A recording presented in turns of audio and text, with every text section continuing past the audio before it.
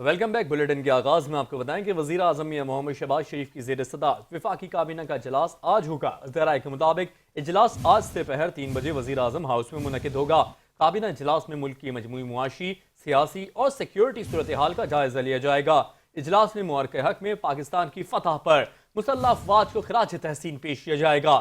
शोहदा के लिए फातिहा खानी भी की जाएगी। जराये के मुताबिक इजलास के दौरान वफाकी काबीना आइंदा माली साल के बजट पर भी गौर करेगी।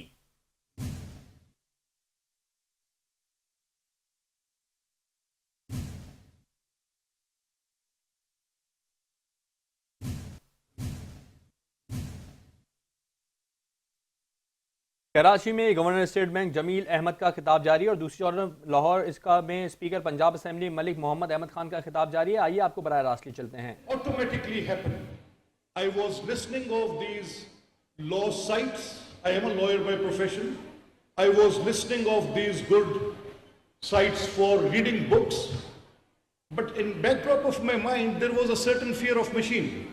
And that fear still persists. So for young students, boys and girls, you are fortunate enough that you have been educated in that era when machine learning is the learning and you are learning it. And I will suggest one more course of action for you. We as humans are in habit of creating some things, and I am borrowing this argument from one book which I have recently gone through by the name of Nexus by Yuval Noah Harari, the same author of Sapiens and Homo Deus. You might not agree with his religious thoughts because he has a different concept and he talks of religion as a creation of man, but I take it as a divine thing. He comments on biblical theories for certain reasons. He comments on Quranic verses with certain explanations, but nothing offensive, nothing blasphemous in it, but still he has his own approach. And he writes it down, but I took that case study here. He says that in Greek times, we humans created a mythology in which we said that there are different gods. There's a god of rain, there's a god of rain, there's a god of wind, there's a god of making you succeed in wars, there is a God of sorrow, there is a God of happiness, and there is a God of joy. But time proved that the time said, and it was proven that those all myths were human created. Now in Roman times there were different myths. There were myths for power, there were myths for जो remittances हैं जो कि बाहर हाथ सराहते हैं, क्योंकि इसी के नतीजे में हमारे जो रेमिटेंसेस हैं जो कि बाहर से पैसा आता है, जो जहाँ हमारे फ्रीलांसर्स जो इस वक्त जो ज़र मुबादला कमा रहे हैं, तो मैं समझता हूँ कि उसकी वजह से ही हमारा बैलेंस ऑफ पेमेंट जो है वो काफ़ी स्टेबलाइज हुआ है और उसके नतीजे में हमारी इकानमी में स्टेबिलिटी आई है। तो मैं सबसे पहले तो सैलानी वेलफेयर के काम को बहुत अप्रिशिएट करता हूँ। ख़वातीन व हज़रात, आज के मौजू के रेफरेंस से मैं दो बातों के ऊपर खासकर अपनी तकरीर का फोकस रखूँगा, जिसमें सबसे पहले कि कन्वेंशनल बैंकिंग की इस्लामिक बैंकिंग में ट्रांसफॉर्मेशन का जो बहुत ही अहम काम शुरू हुआ है, उसके सिलसिले में जो अभी तक प्रोग्रेस हुई है मैं उसके ऊपर बात करूँगा। और दूसरा, चूँकि इस कॉन्फ्रेंस का मौजू जो है वो डिजिटाइजेशन है, तो मैं डिजिटाइजेशन के हवाले से स्टेट बैंक ने और बैंकिंग इंडस्ट्री ने जो काम किया है उसके ऊपर आपको अपडेट दूंगा। लेकिन इन दोनों बातों पे बात करने से पहले, इन दोनों मौज़ूआत पे बात करने से पहले मैं थोड़ा सा आपको इकानमी के ऊपर जो अपडेट देता हूँ कि अभी इस स्टेज के ऊपर जो है वो हमने जो अभी तक जो इसको स्टेबलाइज करने के लिए जो एक्शन किए हैं और इस वक्त जो हमारी मईशत की सूरत हाल है, तो उसमें मुख्तसरन लाहौर में स्पीकर पंजाब असेंबली मलिक मोहम्मद अहमद खान का खिताब जारी है, तो दूसरी जानिब कराची में governor State Bank Jameel Ahmed Khan का खिताब जारी है। स्पीकर पंजाब असेंबली मलिक मोहम्मद अहमद खान का कहना था कि हर दौर में मीडिया का किरदार अहम और नागुज़ीर रहा है। मीडिया के ज़रिए लोगों तक मालूमात की रसाई मुमकिन हुई है। अगर मीडिया नहीं होता तो लोगों तक मालूमात की रसाई पहुँचाना इतना आसान नहीं होता। मीडिया रियासत का चौथा सुतून है। और दूसरी जानिब governor State Bank Jameel Ahmed Khan का खिताब जारी है।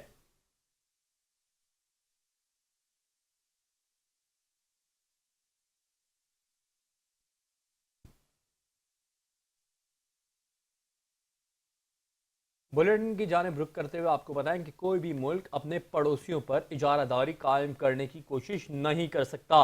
पाकिस्तानी कौम ना पहले झुकी थी और ना अब झुकेगी। हमारे लिए शहादत जिंदगी से ज्यादा कीमती है, चाहे किसी ने नीली, सफेद या खाकी वर्दी पहनी हो। शहादत हमारे लिए एजाज है। Director general ISPR lieutenant general Ahmed Sharif Chaudhry ने चीनी मीडिया ग्रुप को दिए गए खुसूसी इंटरव्यू में मजीद क्या कहा, आइए आपको भी सुनवाते हैं। अपने ऊपर रिलाय करते हैं। पाकिस्तान और भारत की हालिया कशीदगी, जिसे बज़ाहिर पहलगाम वाक़े से नथी किया जाता है, आपकी नज़र में ये कशीदगी अगर मुस्तकबिल में बढ़ती है, ये तसादुम की सूरत इख्तियार करती है, क्या होगा और आलमी बिरादरी से आप मज़ीद क्या तवक्कुआत रखते हैं इस ज़मीन में ख़ास तौर पर? जो सबसे अहम चीज़ है ना उसमें, वो पाकिस्तान का रिजॉल्व है और पाकिस्तान की अपनी ताकत है। हम सबसे पहले अल्लाह के बाद अपने ऊपर रिलाय करते हैं। जब हमारा रिजॉल्व होगा, हम में ताकत होगी, हमारा अज़म मजबूत होगा जो हमने दिखाया, तो जो इंटरनेशनल कम्युनिटी है वो भी अपना भरपूर रोल अदा करती है और करेगी और करती रहेगी। क्योंकि दुनिया में जितने ममालिक हैं, all countries have bigger challenges, और जो मेच्योर कंट्रीज हैं, जो बड़े कंट्रीज हैं, उन लोगों की उनका एक बड़ा विजन है। लोग दुनिया में किधर जा रहे हैं? लोग ह्यूमैनिटी की तरक्की की तरफ देख रहे हैं।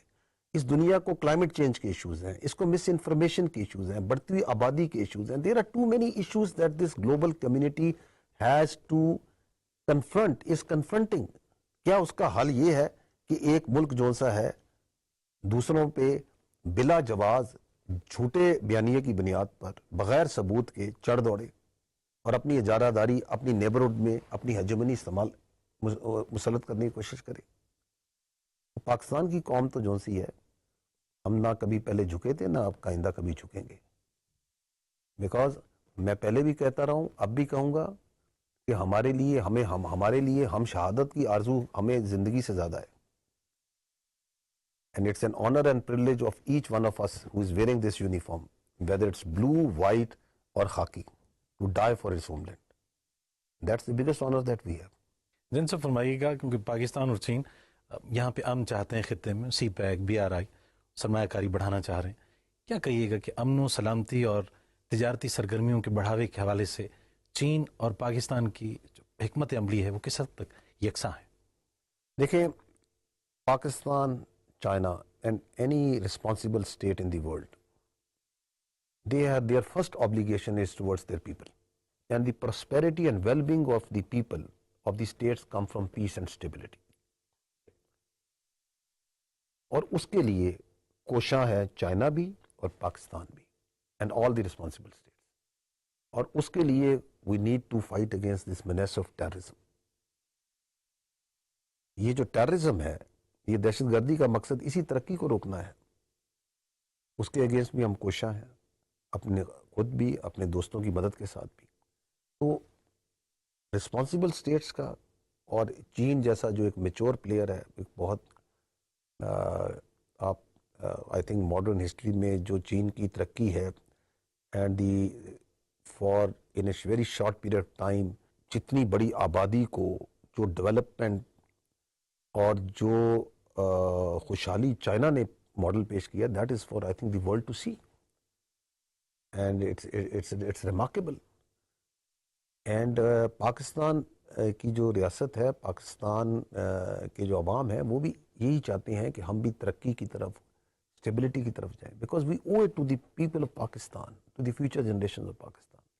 एंड दैट इज़ वाई हम हमेशा ये कहते हैं कि हमारी प्रेफरेंस पीस है। और आज आप पाकिस्तान की गलियों पे देखें तो आपको यहाँ पे पता नहीं पीस सेलिब्रेट करते लोग नजर आएंगे, आपको इनमें ह्यूमिलिटी नजर आएगी। We are very down to earth. हम अल्लाह का शुक्र अदा कर रहे हैं और कल हमने इसीलिए पाकिस्तान में, हुकूमत पाकिस्तान ने कल यौम तशक्कुर मनाने का ऐलान किया, शुक्र का।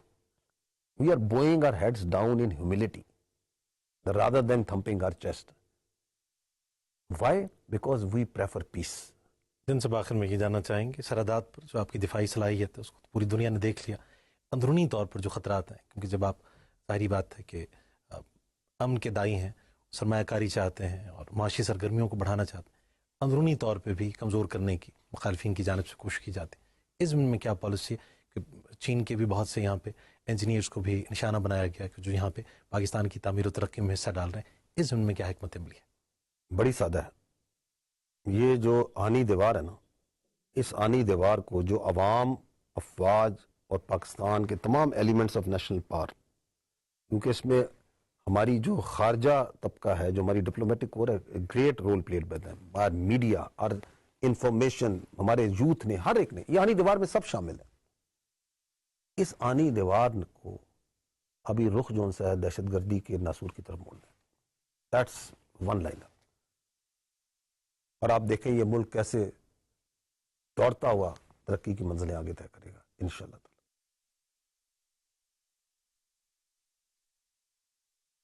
मोदी सरकार सच से खाइफ, सवाल पूछने वाली आवाजों को कुचलने पर उतर आई। मोदी सरकार ने आज़ादी सहाफत का गला घोटकर जमहूरियत का जनाजा निकाल दिया। जराए का कहना है कि गुजरात समाचार का एक्स अकाउंट भारत में ब्लॉक, इजहार राय की आज़ादी पर बराह रास्त हमला किया। मोदी की जंगी जुनून, ढोंग और झूठी फतह पर आवाज उठाने पर मोदी सरकार का गुजरात समाचार न्यूज चैनल पर छापा। गुजरात समाचार न्यूज चैनल के डायरेक्टर बाहुबली भाई शाह को भी गिरफ्तार कर लिया गया। बाहुबली भाई शाह की गिरफ्तारी महज इसलिए की गई कि वो हुकूमत से जवाबदेही का मुतालबा कर रहे थे। बीजेपी ने इन्फोर्समेंट डायरेक्टोरेट और इनकम टैक्स को सियासी हथियार बनाकर गुजरात समाचार न्यूज चैनल को खामोश कराने की शर्मनाक कोशिश की। अपोजिशन लीडरान का कहना है कि बीजेपी को तनकीद बर्दाश्त नहीं, सहाफियों को धमकाना और जेल में डालना मामूल बन चुका है। गुजरात समाचार पर मुसलसल दबाव मोदी सरकार की जमहूरियत का गला घोटने की एक और चाल है। बीजेपी ने मीडिया को गुलाम बनाने का अज़्म कर लिया। आज़ाद आवाज़ें मोदी हुकूमत को खटकने लगीं। प्रेस क्लब ऑफ इंडिया और दीगर इदारों के मुताबिक मोदी की जानिब से इन्फोर्समेंट डायरेक्टोरेट का इस्तेमाल सहाफत को दबाने के लिए हो रहा है। सियासी माहिरीन ने कहा, मीडिया का गला घोटने वाली हुकूमत अपने ही आवाम से डरती है। बीजेपी अंदरूनी इंतशार से तवज्जो हटाने के लिए मीडिया पर हमला कर रही है।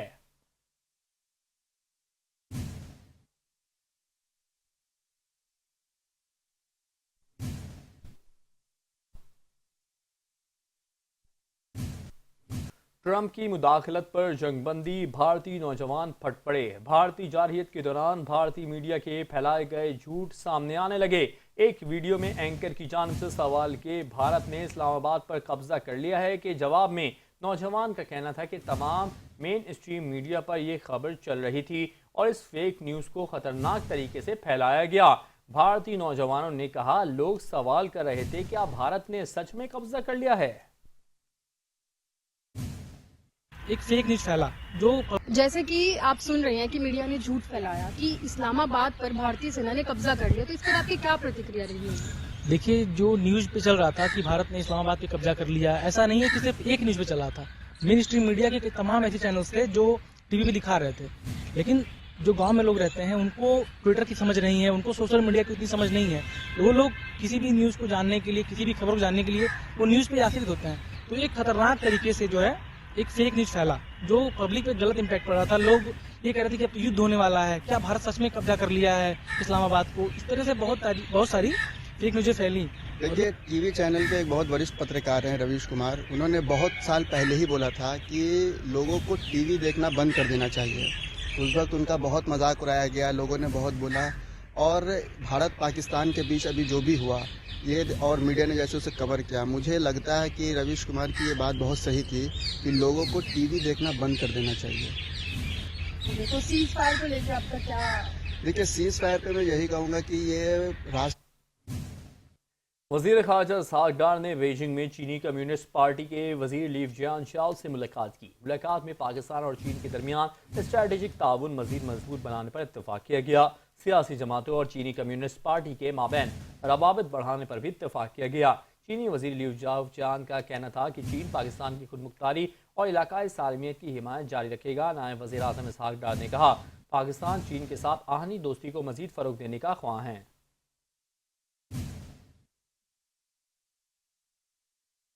भारतीय सेक्रेटरी खारजा विक्रम मिस्री ने जंगबंदी में अमरीकी कोशिशों का सिरे से इनकार कर दिया है। भारतीय सेक्रेटरी खारजा विक्रम मिस्री ने कहा कि पाकिस्तान और भारत के दरमियान जंगबंदी कतई तौर पर दो तरफा थी। ट्रंप का इसमें कोई किरदार नहीं था। भारतीय एहलकार ने सदर ट्रंप को भी झुटला दिया। अमरीकी सदर ट्रंप दुनिया के मुख्तलिफ मकामात पर जाकर 7 बार कह चुके जंगबंदी उन्होंने कराई। भारतीय सेक्रेटरी खारजा ने पार्लिमानी कमेटी को ब्रीफिंग में कहा कि सदर ट्रंप ने हमसे बीच में आने की इजाज़त नहीं ली, वो खुद ही स्टेज पर आना चाहते थे और वो आ गए। उन्होंने मजीद कहा कि पाकिस्तान और भारत के दरमियान तनाज़ा रिवायती जंग के दायरे में रहा और पाकिस्तान से किसी भी एटमी या हमले के इशारे नहीं मिले। भारतीय मीडिया के मुताबिक पार्लिमानी कमेटी की तरफ से बार बार पूछा गया कि पाकिस्तान से जंग में कितने भारतीय तैयारे तबाह हुए, लेकिन विक्रम मिस्री कौमी सलामती का बहाना बनाकर जवाब देने से इनकार करते रहे।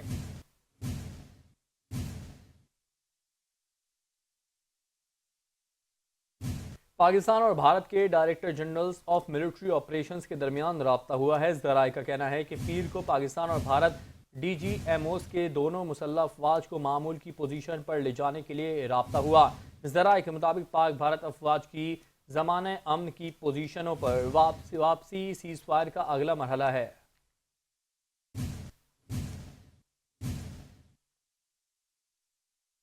अक़वाम मुत्तहिदा में पाकिस्तान के मुस्तकिल मंदूब आसिम इफ्तिखार अहमद ने कहा है कि मसला कश्मीर हल किए बगैर खित्ते में देर पर अमन मुमकिन नहीं। अरब ग्रुप के सफ़ीरों को जनूबी एशिया की मौजूदा इलाकाई सूरत हाल पर ब्रीफिंग देते हुए आसिम इफ्तिखार अहमद का कहना था कि सिंध तास मुआहदे की एक तरफा मुअत्तली समेत दीगर जारहाना भारतीय इक़दामात इश्तियाल अंगेज़ बैनुल-अक़वामी कवानीन और अक़वाम मुत्तहिदा के चार्टर की संगीन खिलाफ वर्जी है। उन्होंने सफ़ीरों को आगाह किया कि भारत की तरफ से जारहियत की खुल्लम खुल्ला कार्रवाई पर पाकिस्तान का रद्द-ए-अमल आलमी चार्टर के तहत अपने दिफा के हक़ के इस्तेमाल में मुतनासिब इक़दाम था।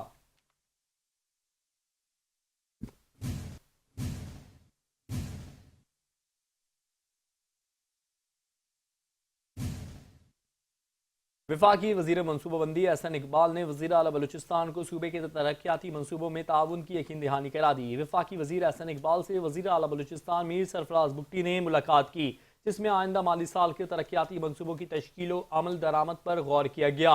वज़ीर आला मीर सरफराज बुगटी ने फेडरल PSDP में बलूचिस्तान की तरजीहात पर तफसीली ब्रीफिंग देते हुए कहा कि बलूचिस्तान की तरक्की कौमी तरजीहात का जुज़ और 100% एलोकेशन ज़रूरी है।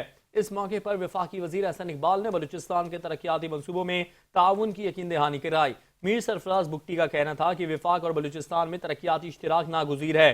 बलूचिस्तान को पसमानदगी की बुनियाद पर तरक्याती वसाइल फराहम किए जाएँ। तरक्याती मनसूबों में शफाफियत और रफ्तार तरजीह है।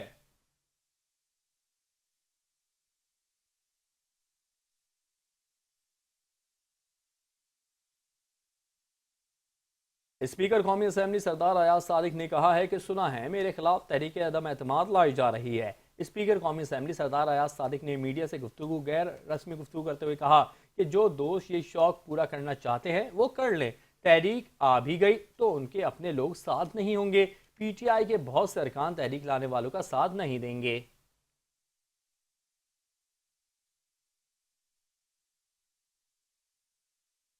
स्पीकर के खिलाफ अदम एतमाद की बात पुरानी मीटिंग की है, अभी ऐसी कोई हिदायत नहीं आई। तहरीक इंसाफ के रुकने कौमी असम्बली डॉक्टर निसार जट ने कहा है कि असद कैसर ने स्पीकर और डिप्टी स्पीकर के खिलाफ अदम एतमाद की बात पुरानी मीटिंग के हवाले से कही। अदम एतमाद की बात हमारी पार्लिमानी कमेटी की तरफ से आई और ना बानी PTI की तरफ से आई।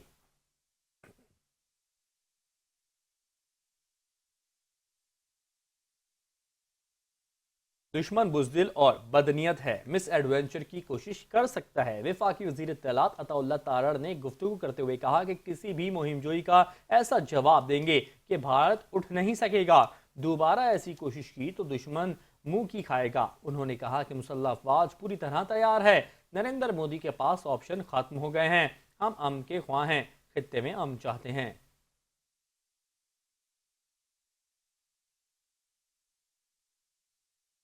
पंजाब हुकूमत अवाम की फलाह बहबूद के लिए इकदाम कर रही है। आसान कारोबार स्कीम के तहत 57,913 नए कारोबार शुरू हो चुके हैं। आसान कारोबार स्कीम पंजाब हुकूमत का बड़ा कारनामा है। वज़ीर इत्तलात पंजाब अज़मा बुखारी ने न्यूज़ कॉन्फ्रेंस करते हुए कहा कि पंजाब में तरक्याती मंसूबों पर काम जारी है। पंजाब के तमाम शहरों में फूड स्ट्रीट्स बनाई जाएंगी।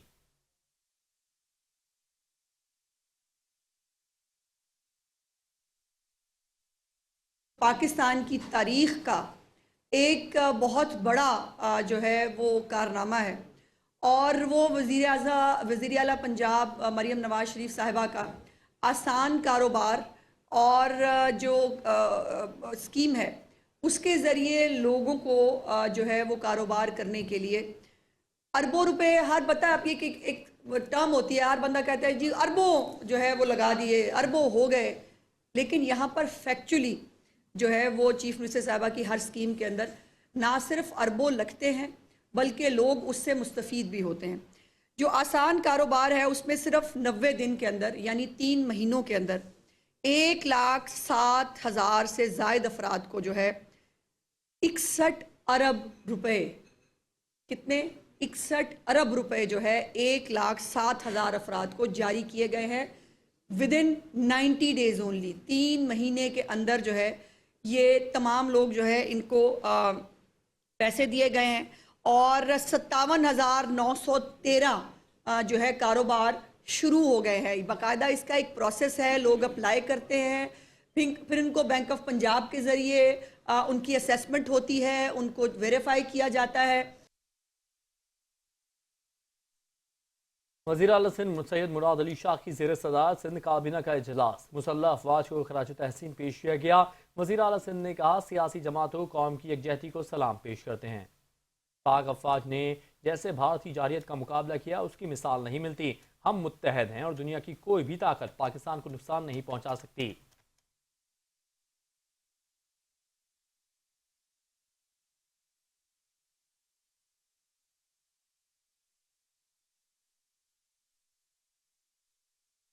वज़ीर आला पंजाब मरियम नवाज शरीफ से बरतानवी हाई कमिश्नर जैन मैरियट ने मुलाकात की है। मुलाकात के दौरान वज़ीर आला मरियम नवाज ने हालिया पाक भारत कशीदगी में बरतानिया के मुस्बत और मुदब्बिराना किरदार को सराहा। इस मौके पर सुबकदोश होने वाले सियासी मुशीर जोई वेयर के एहसास में जोहराना दिया गया। मरियम नवाज शरीफ ने सुबकदोश होने वाली बरतानवी हाई कमीशन की सियासी मुशीर जोई वेयर को शानदार खराज तहसीन पेश किया और उनकी सिफारती खिदमात को सराहा। वज़ीर आला पंजाब ने तालीम, तिजारत, सरमायाकारी, मौसमियाती तहफ़्फ़ुज़ और गवर्नेंस के शोबों में बाहमी इश्तिराक कार मज़ीद बढ़ाने की पेशकश भी की।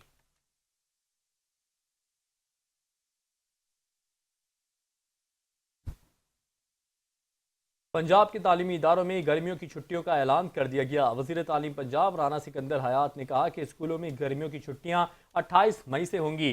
फैसले का इत्तलाक तमाम सरकारी और निजी स्कूल्स पर होगा। दूसरी जानिब बढ़ती हुई गर्मी के पेश नज़र महकमे तालीम पंजाब ने स्कूलों के औकात कार में भी कमी कर दी। सूबाई वज़ीर तालीम सिकंदर हयात ने अपने ऑफिशियल सोशल मीडिया अकाउंट से ऐलान किया जिसके मुताबिक सरकारी स्कूल सुबह 7:30 बजे से दोपहर 11:30 बजे तक लगेंगे। 28 मई से काबिल तमाम स्कूल महदूद औकात कार पर क्लासेस का इनेकाद करेंगे।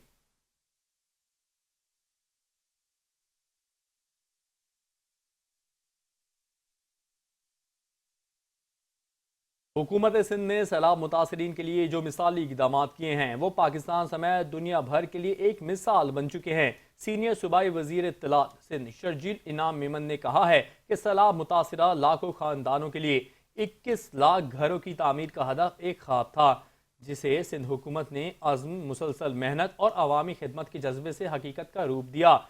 सिंध में 8 लाख से ज़ायद घर मुकम्मल तौर पर तामीर हो चुके हैं। ये कारनामा Guinness book of world record में दर्ज करने जैसा है। उन्होंने कहा कि सैलाब मुतासरीन के लिए घरों की तामीर का काम मुल्क की तारीख में सुनहरी हुर्फ से लिखा जाएगा। ये सब कुछ चेयरमैन बिलावल भुट्टो जरदारी के विजन और क़यादत का समर है। उनका मज़ीद कहना था कि ये घर सिर्फ ईंट और सीमेंट का मजमुआ नहीं बल्कि हर ख़ानदान के लिए नई ज़िंदगी की उम्मीद हैं। घरों में साफ पानी, बैतुल खला, बिजली और दीगर बुनियादी सहूलियात को भी शामिल किया जा रहा है ताकि लोग महफूज और बावकार ज़िंदगी गुजार सकें। सिंध के देही और पसमानदा इलाकों में ख़वातीन, बच्चों, बुजुर्गों और माजूर अफराद की ज़रूरियात को ख़ास तौर पर मद्देनज़र रखा गया है। महकमे तवानाई की जानिब से हज़ारों गरीब और मुतवस्सित ख़ानदानों को सोलर पैनल फराहम किए जा रहे हैं। गरीब खानदानों को सोलर पैनल्स की फराहमी का मकसद बिजली के महंगे बिलों से निजात दिलाना और अपनी ज़रूरत के तहत बिजली पैदा करना है। सोलर पैनल्स आज के दौर में सिर्फ मुतबादिल तवानाई का जरिया नहीं बल्कि एक नई मुआशी आज़ादी का रास्ता है। इन घरों के मालिकाना हुकूक खवातीन को दिए जा रहे हैं ताकि उनमें तहफ़्फ़ुज़ का एहसास पैदा हो और खवातीन को बाइख्तियार बनाया जा सके।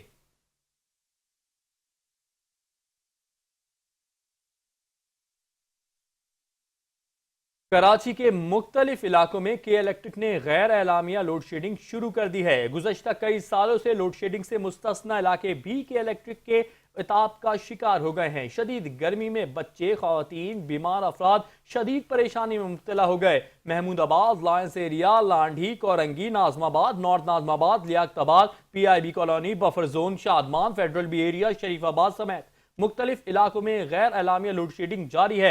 आवाम का यह कहना है कि इतने भारी बिल अदा करने के बावजूद भी गैर एलानिया लोड शेडिंग की जा रही है।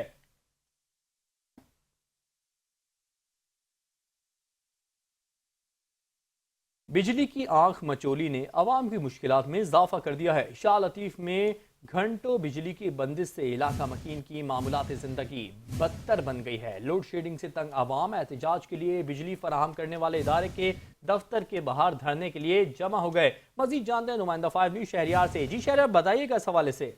जो पूरे कराची की तरह शालातीस के अंदर भी जो बिजली का मसला है ये चल रहा है। कई कई घंटों की गैर एलानिया लोड शेडिंग यहाँ पर भी जारी है। आवाम जो है ये बिजली की बंदिश से इंतहाई परेशान है। बिजली की बंदिश के बाद इलाके के अंदर पानी का भी शदीद बहरान पैदा हो रहा है। 10 रोज से ज्यादा गुजर गए। बिजली का जो मामला ये हाथ नहीं हुआ। ताहाल जिन इलाकों की बिजली बंद है वो बहाल नहीं हुई। आवाम ने आज मुकम्मल एहतजाज का ऐलान किया है और के इलेक्ट्रिक का जो इदारा है उसका जो मरकजी दफ्तर है उसके बाहर ही आवाम यहाँ पर इस पर मौजूद है और भरपूर एहतजाज जारी है। आवाम का ये कहना है जब तक ये मसला हल नहीं होगा तब तक एहतजाज जारी रहेगा और दफ्तर का घेराव जारी रखेंगे। जी शहरियार, मजीद बताइएगा कि इलेक्ट्रिक के दफ्तर से बाहर निकल के किसी अफसर ने यकीन दहानी कराई है आवाम को कि उनके मसाइल का जल्द सदेबाब कर दिया जाएगा, जल्द हल कर दिया जाएगा? हाल किसी किस्म का जो मुज़ाकरात का आगाज नहीं हुआ बल्कि जो दफ्तर है वो बंद है और लोग जो है वो मुजाहरा कर रहे हैं। लेकिन जो अफसरान में जो इनका अमला है वो अंदर ही मौजूद है। ताहाल कोई बाहर आकर आवाम से कोई मुज़ाकरात नहीं हुए और न ही कोई इस किस्म की यकीन दहानी कराई गई है। ठीक है शहरियार, आप हमें अपडेट कर रहे थे, आपका बहुत शुक्रिया।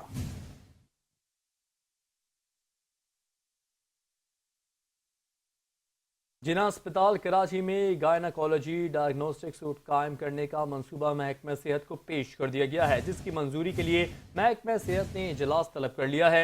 महकमा सेहत इस मंसूबे को आइंदा माली साल में शामिल करेगा। इस बारे में मजीद जानते नुमाइंदा 5 न्यूज़ शकील नायर से। जी शकील, आगाह कीजिएगा इस मामले के हवाले से। जी देखें, जना अस्पताल की इंतजामिया ने जना अस्पताल में गायनाकोलॉजी डायग्नोस्टिक सूट कायम करने का मंसूबा महकमा सेहत को पेश कर दिया और महकमा सेहत ने उसूली तौर पर तो इस महकमे को मंजूर किया, ताहम इसकी हतमी मंजूरी के लिए बाकायदा इजलास बुला लिया है। जना अस्पताल की जानिब से पेश किए गए मंसूबे में कहा गया कि डायग्नोस्टिक एंड थेरेप्यूटिक यूनिट कायम किया जाएगा। बच्चा और बच्चा की सेहत के लिए हिस्टोस्कोपी इस्तेमाल की जाएगी। डिजिटल पैथोलॉजी कायम की जाएगी। डिलीवरी के बाद बच्चा की सेहत के लिए जदीद मशीनों की मदद ली जाएगी। जदीद इलाज के लिए जदीद मशीनें और जदीद आलात खरीदे जाएंगे इस मकसद के लिए, ताकि बच्चा और बच्चा की जो मरहला इसके बाद दोनों की सेहत का ख्याल रखा जा सके। दौरान जिसकी ज़्यादा खून बहने को रोकने के लिए भी जदीद इलाज कराया जाएगा। लेडी डॉक्टर और नर्सों को तरबियत दी जाएगी। महकमा सेहत ने इस मनसूबे को ज़बानी तौर पर तो मंजूर किया, ताहम इसकी हतमी मंजूरी के लिए इजलास बुला लिया। जी बहुत शुक्रिया शकील नाइज, आपने हमें आगाह किया। ANF का तालीमी इदारों के अतराफ और मुल्क के मुख्तलिफ शहरों में मुनशियात स्मगलिंग के खिलाफ क्रैकडाउन। ANF ने तालीमी इदारों के अतराफ और मुल्क के मुख्तलिफ शहरों में मुनशियात स्मगलिंग के खिलाफ बड़ी कार्रवाई के दौरान एक खातून समेत 9 मुल्जिमान को गिरफ्तार कर लिया। पाकिस्तान रेंजर्स सिंध और सिंध पुलिस ने इंटेलिजेंस मालूमात की बुनियाद पर मुश्तरका कार्रवाई करते हुए कराची के इलाके लियारी से कलदम बलोच मिलिटेंट ऑर्गेनाइजेशन से ताल्लुक़ रखने वाले मुलजिम दरवेश उर्फ सागर को गिरफ्तार कर लिया। मुलजिम के कब्जे से असलहा और एम्यूनेशन और दस्ती बम भी बरामद कर लिया गया। नाजमाबाद स्कूल के बाहर फायरिंग से राशिद का लर्जा खेज कत्ल। पुलिस ने मुअम्मा हल कर लिया, 2 मुलजिमान को गिरफ्तार कर लिया। मजीद जानते हैं यासिर हुसैन की इस रिपोर्ट में। बाद पायलट स्कूल के गेट पर इस वक्त खौफनाक वाकया पेश आया जब एक शहरी राशिद अपनी कमसिन बेटी को स्कूल छोड़ने आया। नामालूम मोटरसाइकिल सवारों ने अंधाधुंध फायरिंग कर दी, जिसके नतीजे में राशिद मौके पर ही जाँ बहक हो गया, जबकि इसकी बेटी आमना शदीद जख्मी हो गई। इब्तदाई तौर पर वाकया टारगेट किलिंग का महसूस होता था, लेकिन दौरान तफ्तीश टेक्निकल शवाहिद और CCTV फुटेज की मदद से मामला कुछ और ही निकला। पुलिस ने इंतहाई पेशेवराना महारत का मुजाहरा करते हुए वारदात में मुलविस 2 मुल्जिमान शाहिद और इकबाल जो सगे भाई हैं उनको गिरफ्तार कर लिया। दौरान तफ्तीश सनसनीखेज इंकशाफात सामने आए। मुल्जिम शाहिद मकतूल राशिद का साबका बहनोई निकला। इसने बताया कि राशिद को इसके मरहूम वालिद ने तलाक से कबल इससे 24 लाख रुपए लिए थे, जो वापस करने से इनकारी थे। कह रहे बार बार हम चक्कर लगा रहे थे, बार बार कह रहे थे कि हमारे पैसे वापस किए जाए, जिसकी बिना पर दोनों भाइयों ने कहीं आपस में बैठ के फैसला किया। खानदानी रंजिश और माली लेन देन का तनाज़ा बिलाखिर एक अलमनाक अंजाम पर पहुंचा। पुलिस ने मुल्जिमान से आला कत्ल बरामद कर लिया। मुल्जिम ने इंकशाफ किया कि वारदात में इस्तेमाल होने वाला असला बलूचिस्तान से 20,000 में खरीदा था। ये मैंने 20,000 का ये बलूचिस्तान की तरफ से खरीदा था, फिर मैंने उधर दे दी।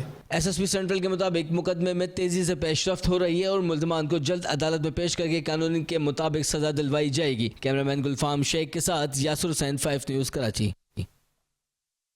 कारोबारी दुनिया का अहवाल शामिल करते हुए आपको बताएं कि पाकिस्तान स्टॉक एक्सचेंज में कारोबारी हफ्ते के दूसरे रोज मनफी रुझान देखा जा रहा है। ट्रेडिंग के दौरान बाजार हिस्सेस का बेंचमार्क 100 इंडेक्स 226 पॉइंट्स की कमी से 1,19,463 पर आ गया। आज अब तक के कारोबार के दौरान 100 इंडेक्स 1,19,900 की बुलंदी पर भी पहुंचा। इंटरबैंक में आज कारोबार के दौरान अमेरिकी डॉलर 13 पैसे महंगा हो गया। इंटरबैंक में डॉलर 13 पैसे बढ़कर 281 रुपये 90 पैसे का हो गया। इंटरबैंक में अमेरिकी डॉलर 9 पैसे महंगा हुआ। इंटरबैंक में गुज़श्ता रोज अमेरिकी करेंसी 281 रुपये 77 पैसे पर बंद हुई थी। ओपन मार्केट में अमेरिकी डॉलर 283 रुपये 85 पैसे में फरोख्त हो रहा है।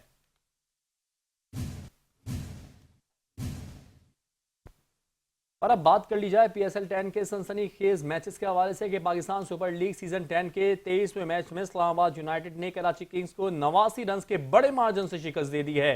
आपको बताएं कि रावलपिंडी क्रिकेट स्टेडियम में खेले गए मैच में इस्लामाबाद यूनाइटेड ने पहले खेलते हुए कराची किंग्स को जीत के लिए 252 रन का पहाड़ जैसा हदफ दिया, जिसे वो हासिल करने में नाकाम रही।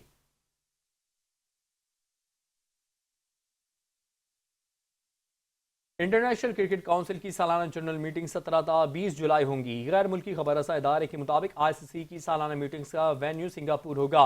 पाक भारत मामलात की वजह से ICC के सालाना मीटिंग्स को अहम करार दिया जा रहा है। इंटरनेशनल क्रिकेट काउंसिल ICC के चेयरमैन जय शाह पहली मरतबा ICC की सालाना जनरल मीटिंग की सदारत करेंगे, जिसमें अफगान वुमेन क्रिकेट और वनडे क्रिकेट में 2 नई बॉल्स के कानून में तब्दीली पर बात होगी।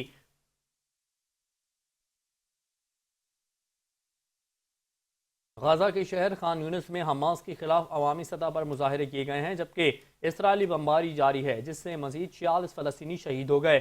जनूबी गाजा की पट्टी के शहर खान यूनिस में अवामी एहतजाजी मुजाहरे हुए हैं। इन मुजाहरों में हमास से सियासी मंजरनामे से हट जाने और जंगबंदी के मुआहदे पर दस्तखत करने का मुतालबा भी किया गया है।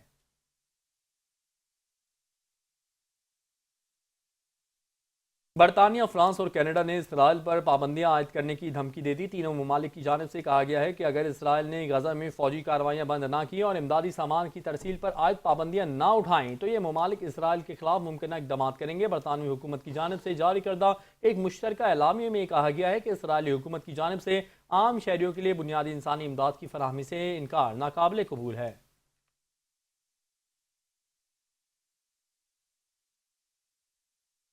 अब कुछ मौसम का अहवाल जानें कि PDMA ने दर्जा हरारत में इजाफे और हीट वेव का अलर्ट भी जारी कर दिया है, जबकि महकमा मौसमियात ने खबरदार किया है कि मुल्क के बेशतर मैदानी इलाके 4 रोज से शदीद गर्मी की लहर के जेर असर रहेंगे।